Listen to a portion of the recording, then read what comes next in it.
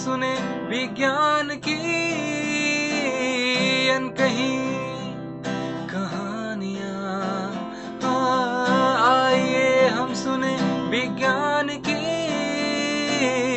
अनसुनी कहानियां। एक नई दुनिया की आवाज आपकी आवाज, विज्ञान की आवाज, की आवाज। Celebrating Azadi Ka Amrit Mahotsav, we bring you a podcast series on STEM popularization, science, technology, engineering, mathematics and medicine, supported and catalyzed by the National Council for Science and Technology Communication, Government of India. This program is produced by Media for Community Foundation. Creative content and technical support is given by Apna Radio, Indian Institute of Mass Communication, New Delhi. एक नई दुनिया की आवाज आपकी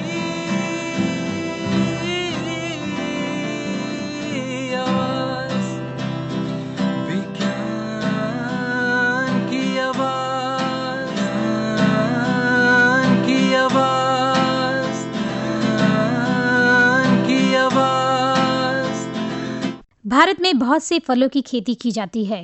इसमें सेब की खेती किसानों को अच्छा मुनाफा देने वाली खेती मानी जाती है।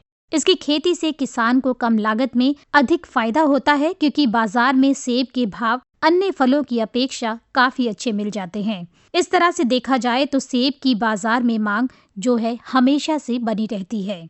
सेब की खेती जम्मू कश्मीर, हिमाचल प्रदेश, उत्तर प्रदेश या उत्तराखंड की पहाड़ियों में ही की जाती है। कुछ हद तक तो इसकी खेती अरुणाचल प्रदेश, नागालैंड और सिक्किम में भी की जाती है और ये एक गोलाकार का पेड़ होता है।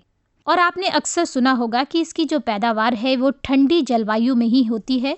लेकिन आज के विज्ञान की आवाज कार्यक्रम में हम जानेंगे कि अब सेब सिर्फ पहाड़ों पर ही नहीं बल्कि मैदानी इलाकों में भी उगाए जा सकते हैं। इन सभी बातों की विस्तार से जानकारी देने के लिए हमारे साथ जुड़ रहे हैं डॉक्टर हरदेव चौधरी, जो कि साइंटिस्ट डी के पद पर कार्यरत हैं। एक किसान है हरिमन शर्मा जी, जो बिलासपुर हिमाचल प्रदेश के हैं। उन्होंने एक सेब की प्रजाति विकसित की। उनका अपना एक बैकग्राउंड रिसर्च का, तो उस प्रजाति की खास बात ये थी कि उसको चिलिंग आवर्स नहीं चाहिए, यानी कि बहुत ठंडे प्रदेश में नहीं, वो गर्म प्रदेश में भी वो लगाई जा सकती है, जहाँ प्लेन एरिया में, हिली एरिया की ज़रूरत नहीं है। तो हमने जब वो एंट्री हमारे पास आई, उनकी प्रैक्टिस आई, तो हमने उसके लिए एक रिसर्च प्लान बनाया और हमने देश के हर राज्य में ऐसी लोकेशन आइडेंटिफाई की जहाँ पे टेम्परेचर अमूमन और जगह से कम होता है। जैसे हम राजस्थान की बात करें तो माउंट आबू, वहाँ का टेम्परेचर कम रहता है। जैसे राजस्थान का सब जगह का टेम्परेचर से कम माउंट आबू का टेम्परेचर कम रहता है। ऐसे ही मैन पार्ट होता है छत्तीसगढ़ में। इस तरह से हमने प्लान करके पूरे देश के अंदर इसके ट्रायल किए। तो उसमें हमें फर्स्ट जो 3 साल थे शुरू के, उसमें 22 राज्यों में उसमें फ्रूट आए फसल में, और वो अच्छी ग्रोथ थी उसकी। और उसको देख के हमने फिर मणिपुर के अंदर, जब सबसे अच्छे रिजल्ट हमें मणिपुर में मिले, तो मणिपुर में हमने 8 किसानों की प्रॉपर ट्रायल किए, रिसर्च की कि 3 वैरायटी जो गवर्नमेंट प्रमोट करती है उसको, रोस्टर गोल्डन अन्ना और एक और है, तो उसके साथ में इस किस्म को लगाया 8 किसानों के खेत पे। और वहाँ पे प्रॉपर एक हमने साइंटिफिक ट्रायल्स किए। तो वहाँ पे जब इसकी फ्रूटिंग आई तो आसपास के लोग देखने आए कि एप्पल मणिपुर में इस एरिया में हो रहा है। तो किसान ने ले जाके एप्पल की एक टोकरी वहाँ के चीफ मिनिस्टर को, मुख्यमंत्री को भेंट की। चीफ मिनिस्टर भी देख के दंग रह गया कि नहीं, ये एप्पल मणिपुर में उत्पादन हो सकता है। तो उसने तुरंत हॉर्टिकल्चर डिपार्टमेंट को बुलाया और बोला कि एप्पल में जो भी सहायता सरकार से हो सकती है वो करनी है।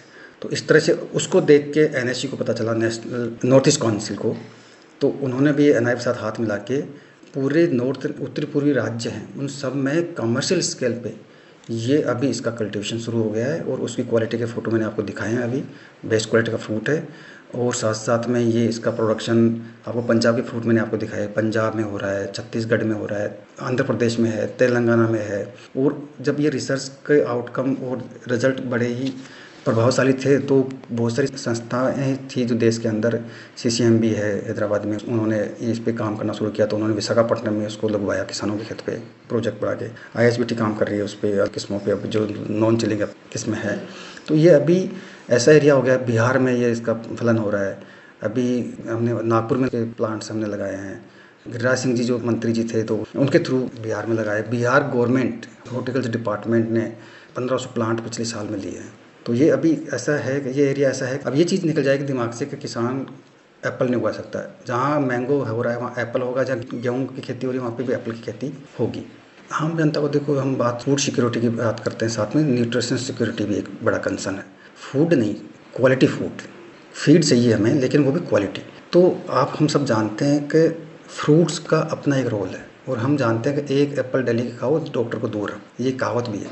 तो अगर किसान इसको बहुत लार्ज स्केल पे कमर्शियली ना करके अगर किसान अपने खेत पे 5 पौधे भी इसके लगाता है और उसमें अगर उसके साल का जो रिक्वायरमेंट है फ्रूट्स का वो पूरा हो सकता है उससे, तो किसान को एक एडिशनल सोर्स ऑफ इनकम तो है ही है जरिया, लेकिन साथ साथ में उसकी न्यूट्रिशनल उसकी रिक्वायरमेंट वो भी पूरी होगी और जो न्यूट्रिशन सिक्योरिटी भी, इससे एक हमारा एक नया एरिया है जो इसमें कंट्रीब्यूट करेगा सरकार स्कीम में। डॉक्टर हरदेव चौधरी, आपका हमारे साथ जुड़ने के लिए बहुत बहुत धन्यवाद। आइए हम सुने विज्ञान की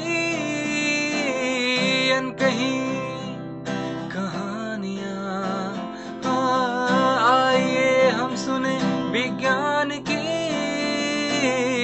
अनसुनी कहानियाँ। एक नई दुनिया की आवाज़ आपकी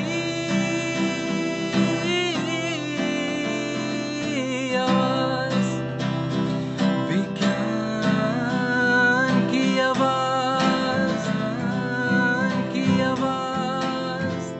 Celebrating Azadi Ka Amrit Mahotsav, we bring you a podcast series on STEM popularization, science, technology, engineering, mathematics and medicine, supported and catalyzed by the National Council for Science and Technology Communication, Government of India.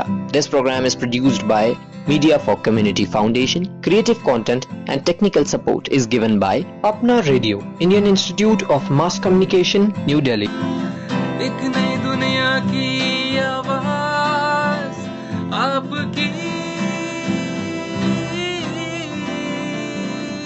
आवाज़, विज्ञान की आवाज़,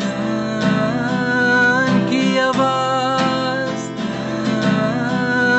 की आवाज़। Thank you for being with us. Stay tuned for more. You can also listen to these podcasts on Spotify, Apple, and Google.